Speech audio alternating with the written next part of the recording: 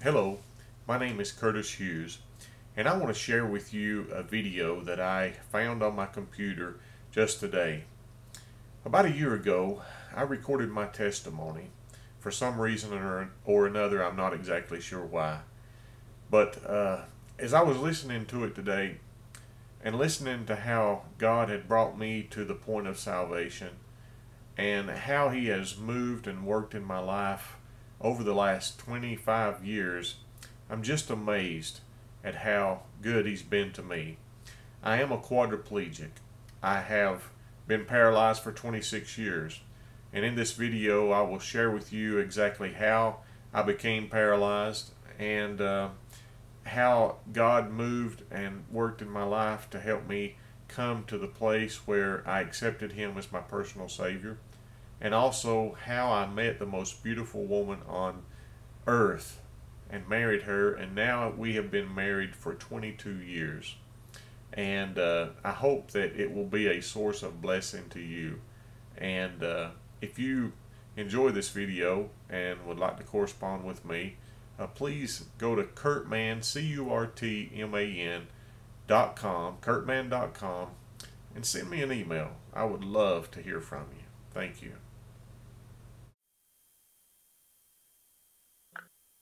Hello, my name is Curtis Hughes, and I am a Christian. I'm a Christ follower.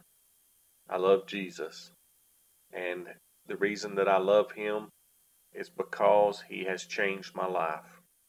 I want to share with you how Jesus did change my life. It really all began in the early morning hours of May the 8th, 1987.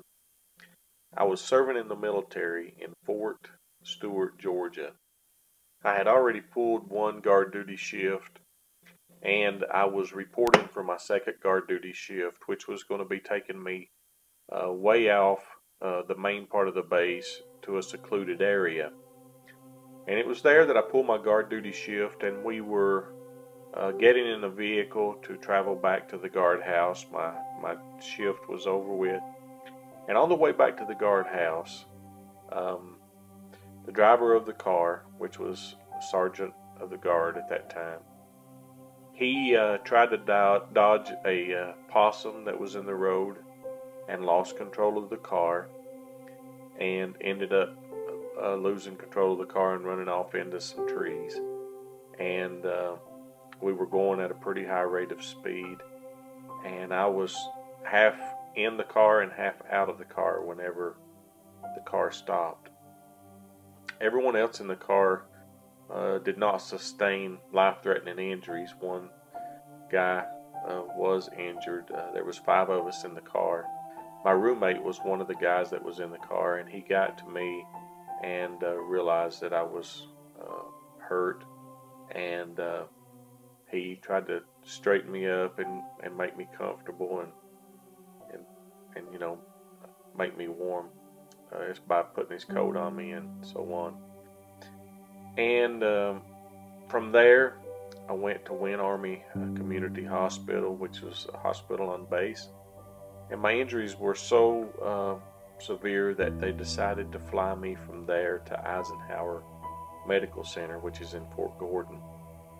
It was there that I was in the hospital for a couple of weeks. They were running tests and trying to determine the extent of my injuries.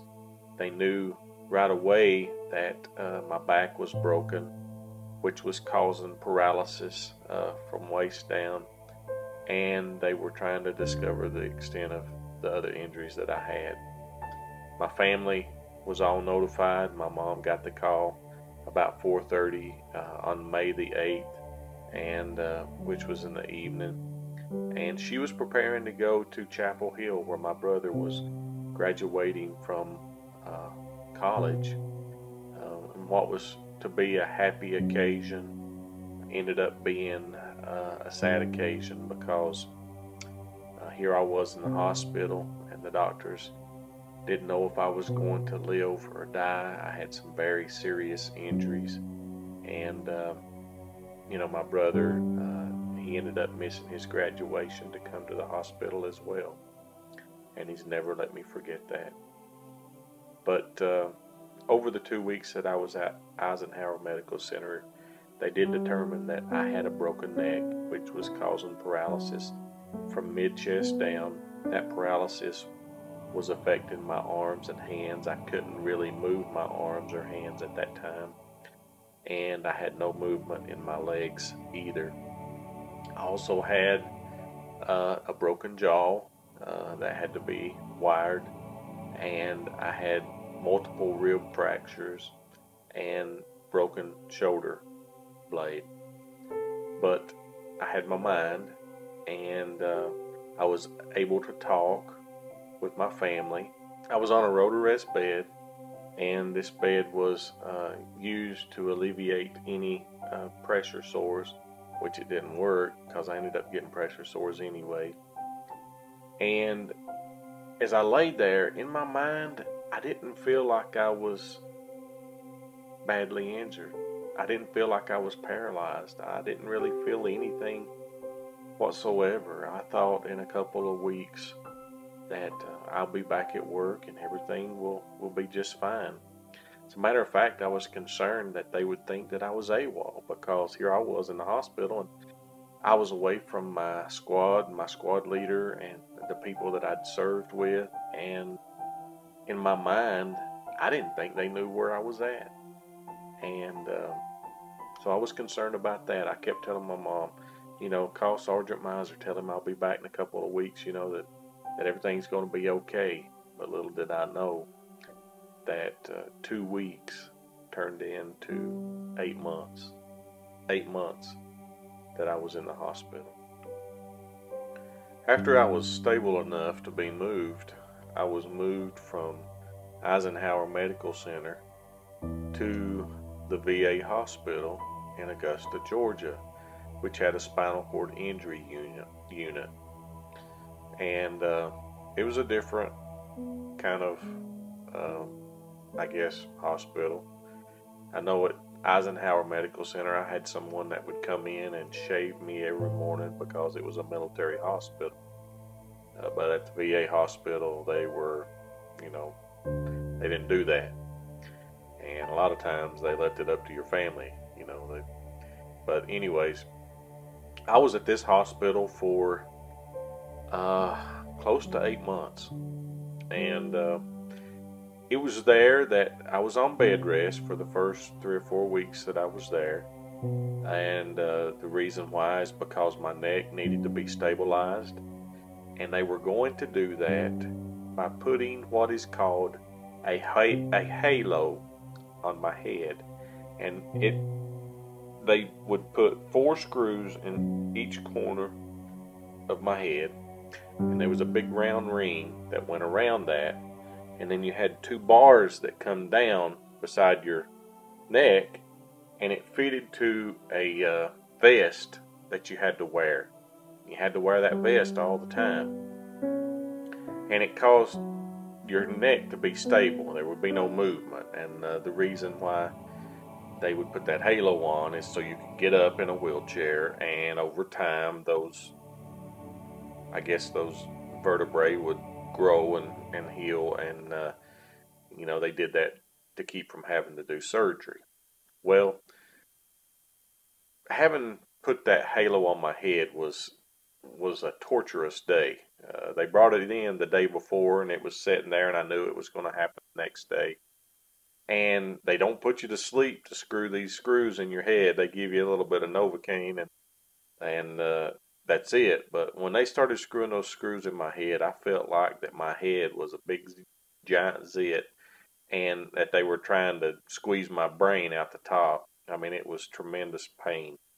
And I'm sure that anyone that has ever had one of those things put on would testify and say yes. And even after having it on and getting up in the wheelchair, it was not any fun. You were very limited in how you could move and what you could move. But anyway, after they got that on me, a day or 2 later, they got me up in a wheelchair, and that's all I'd been wanting. I wanted to get up out of that bed, but whenever they got me up out of that chair, up into the chair, after I'd been in the hospital bed for I guess something like 4 or 5 weeks, I was sick as a dog, and all I wanted to do then was lay down. And but they took me to the gym where rehab happens, and there was a lot of guys in there. And to be honest with you, I would have rather been a million other places. But they came and they put some arm weights on my arms, and it's, to think about it, it just blows my mind. But all the strength that I had in my arms was just bicep strength. I could just pull my arm up like this, and of course gravity would let it fall by itself. But they put half-pound weights on my arms around my wrist, and it was about all I could do to raise my arms up to my chest like this and let it fall back down. And this began to tell me how difficult of a time that I was going to be having the next several weeks and months. Of course, I never dreamed that it would be 8 months. And I would keep asking the doctors, when I can go home, when I can go home. I guess by this time I had already lost hope that I was going to be able to walk again. And of course, that was affirmed when I had an MRI done of my back and my neck. And I was parked out in the hall while the doctors reviewed the results. And the doctors came and they said, "Mr. Hughes, we've looked at your MRI and we are sorry to tell you that you will never walk again."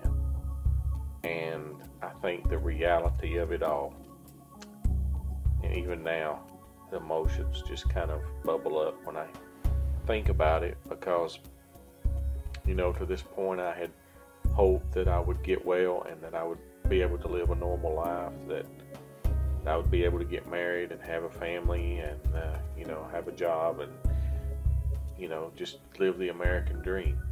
And when the doctors told me that, up to this point I had not cried. I had been strong, but when the doctors told me that I would never walk again, it just busted loose. And here was my mom and me out in the hall crying. And I just thought it was so unprofessional of the doctors to tell me that out in the middle of the hall where everybody was walking by and stuff. And but that was probably one of the low points of my whole hospital stay.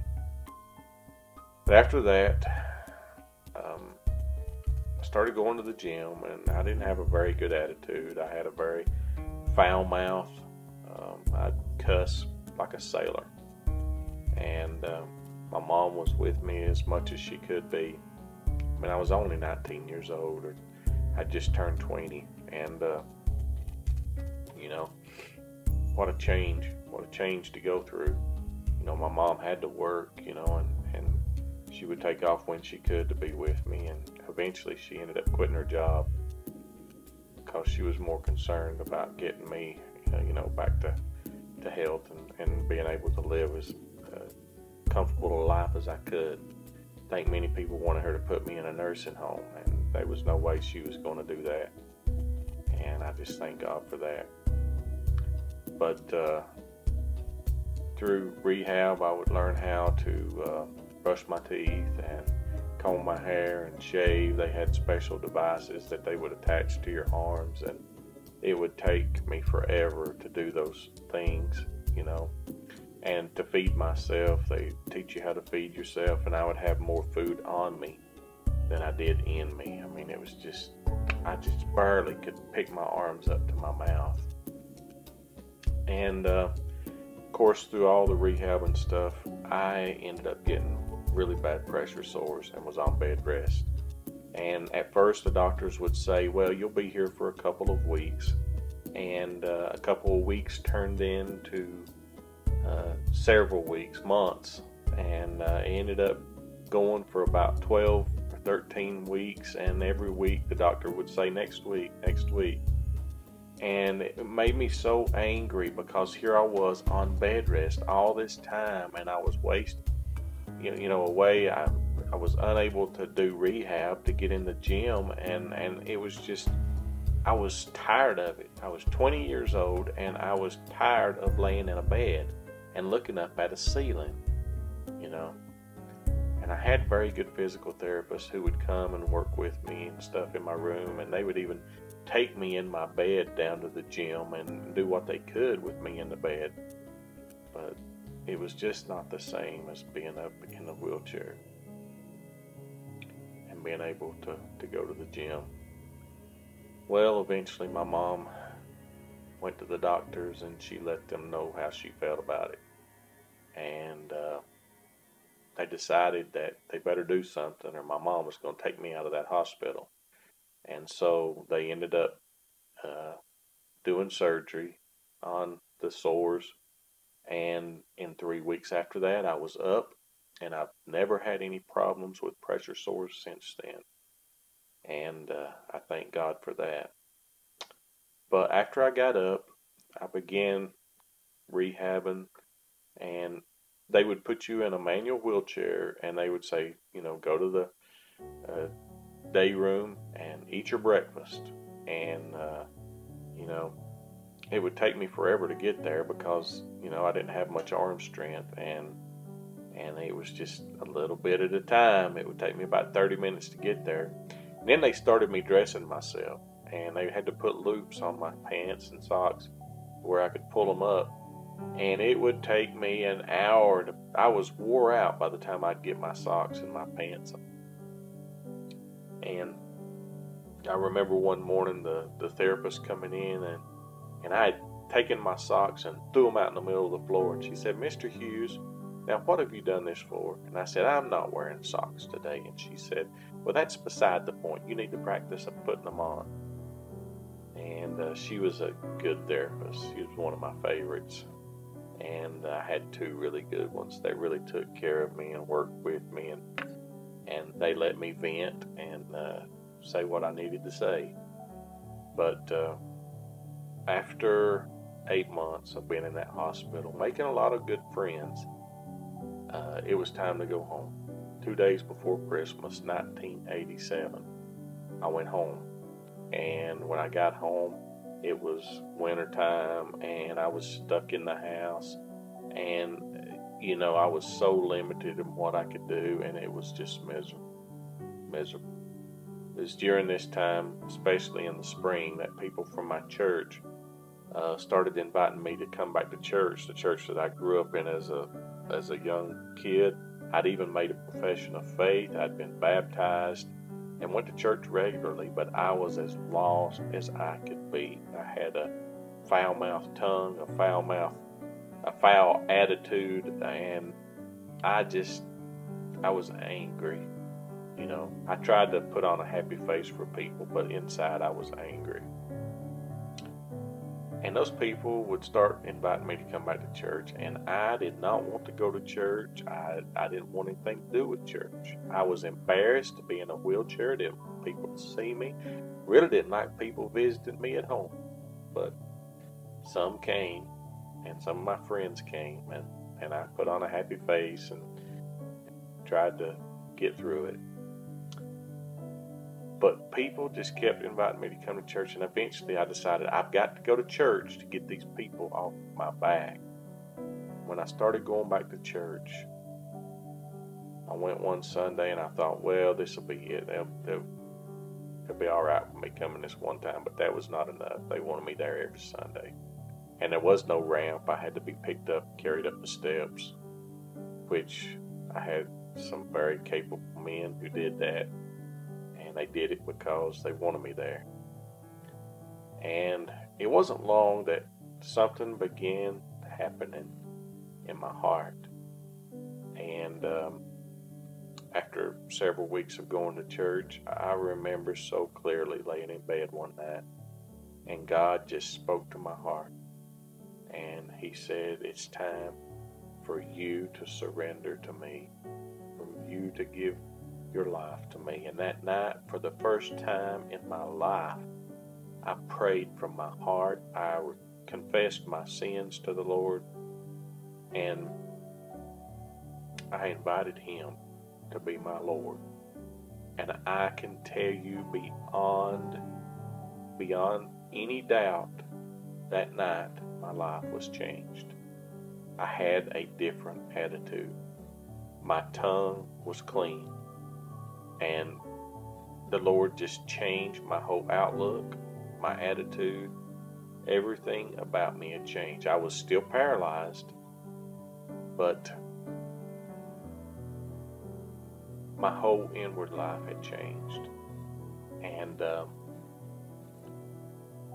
I think back on it now, and I am still that changed man. I'm still paralyzed, but I'm changed from the inside. Well, I went to church and I made my profession of faith, and I wanted to be baptized. So 4 deacons put me in a straight back chair and carried me into a baptismal pool and baptized me. And it wasn't an easy thing to do, but I knew that I just wanted to do it the Lord's way, and that even if it meant, inconveniencing myself and others, I wanted to do it. And I was baptized, and I started getting calls to go to churches and share my testimony and sing. And me and my brother and sister and me and another lady, Curtis Hughes, and my sister, we would go to churches and we would sing, and I would share my testimony. And the Lord was using me not only at my church, but to go to other places and to share. And people were really encouraged by my testimony, by what had happened to me. There was still something that was missing in my life. I'd always dreamed of getting married, and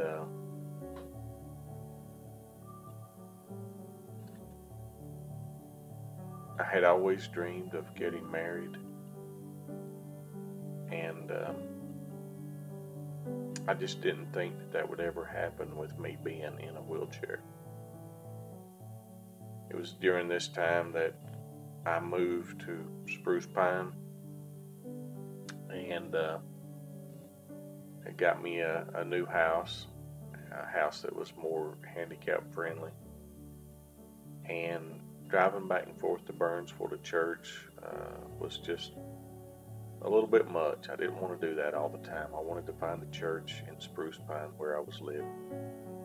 And so some people from Pine Branch began inviting my family, and I went there, and it was there that I met this beautiful blonde-haired girl that she fell in love with me. And I couldn't accept her love for a long time because I just didn't think it was something that would last, and I didn't want to put myself in a position of where I would be hurt, and that wasn't good enough for her. I was willing to date her, and but I just didn't want a serious relationship with her. She wanted more. She wanted a serious relationship. So we started dating, and we dated for over 2 years. And during that 2 years, it was very difficult because her family did not want her to date me because I was in a wheelchair. And my mom had problems with me dating her because she was afraid that we would get serious and talk marriage, and that she would not take care of me. But we kept dating, and finally my mom came around, and she decided that I was going to do what I was going to do. And she gave her blessing for us to get married. And when she did, I just decided, that's what I wanted.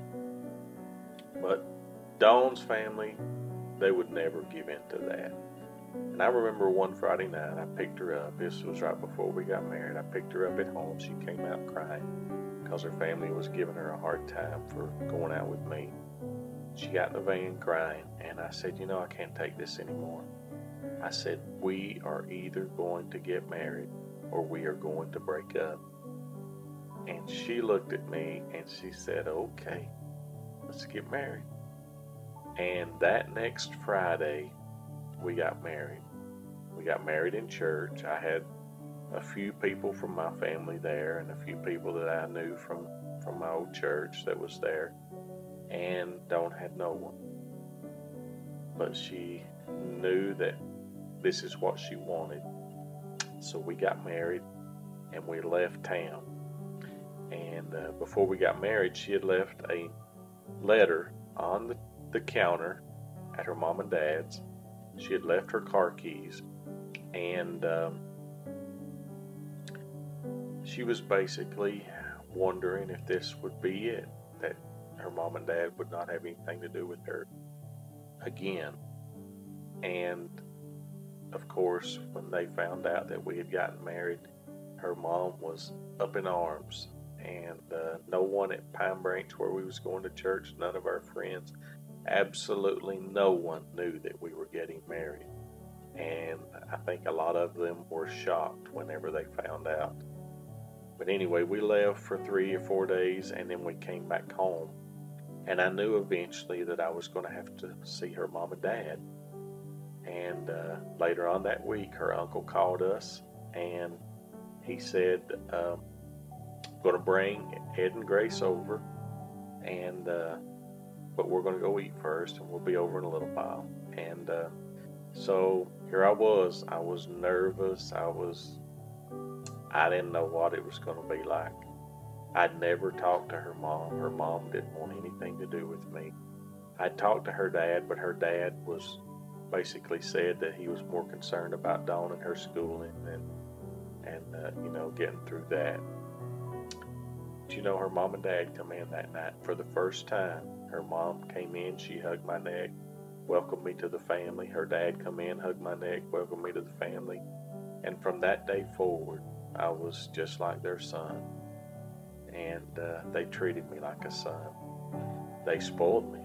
And Grace, whatever I wanted to eat, she would fix it. Whatever kind of dessert I wanted, she would fix it. And she was just so good to me. And they were like my mom and dad. I mean, I love them so much. And but me and Dawn now have been married for 21, going on 21 years. And it's hard to believe that time has gone by so fast. I guess the hard thing about all that has happened in the most recent is that we have buried her mom and her dad. They're both gone, and we miss them so much. We think about them so very often. But we both know that because of what Jesus has done in our lives, that we will see them again. And the reason that I share my testimony with you is because if you do not have a personal relationship with Jesus Christ, you are missing out on a wonderful life. He has so many blessings. I can tell you today that yes, I'm still in a wheelchair, and there's not a day that goes by that I don't have pain, but I am more happy than I've ever been in my life because Jesus has changed my heart, and He blesses me every single day. Whenever I can open up my Bible and read my Bible and hear Him speaking to me, it's the most precious thing. And it makes me know that He is real. And He wants us to talk to Him. When I talk to Him just like I'm talking to someone that is sitting here in the room with me. And I have such a wonderful relationship with the Lord. It just gets better, better, and better. But for those of you who don't know Jesus, you're losing out. And ultimately, when you die, there is a price to pay for your unbelief. Now, I know that many people say, I believe in Jesus, but their life doesn't back it up. You need to have a heart knowledge of Jesus, not just a head knowledge. You remember in the Bible what the demons said. They believed in Jesus. They knew who he was, but are they saved? No, they're not saved. The only way that you can be saved is to believe in your heart that Jesus is the Son of God, that he died for your sins, and that he arose from the grave. That's the only way that you can be saved. And you need to be sincere, and you need to be truthful with him and transparent and honest, because he knows it all. He knows everything that you've ever done. He sees you where you are right now. He knows what's going on in your life. And you just need to come clean with him and confess and repent of your sins and believe in him, and you will be changed. I promise you, if you do it sincerely. So that's why I share my testimony. I want people to know, that it took a car wreck to open up my eyes. And if that's what it took for me to get saved, I thank God every day for that car wreck. That car wreck, because if it had not been for it, I may never would have been saved. God has blessed me the last 25 years of being in a wheelchair. And I thank him for that. But don't let it take a car wreck or some other kind of accident or some kind of diagnosis of some kind of cancer or disease to get you to come to Jesus. Come to him right now and let him use you. Give your heart and your life to him. And I promise you, you'll never be the same. And if ever you need someone that you want to talk to, I'd be willing to disciple you and help you in any way that I can, no matter who you are. I'm a Christ believer, and I'm proud of it. And I know that one day very soon, I'm going to be with Jesus. And I hope that day is very soon. I'd be ready to go right now. But I want to do what God wants me to do while I am alive. So I hope that my testimony has spoken to you. And I just pray that God will open up your eyes and help you see your need for Christ. God bless.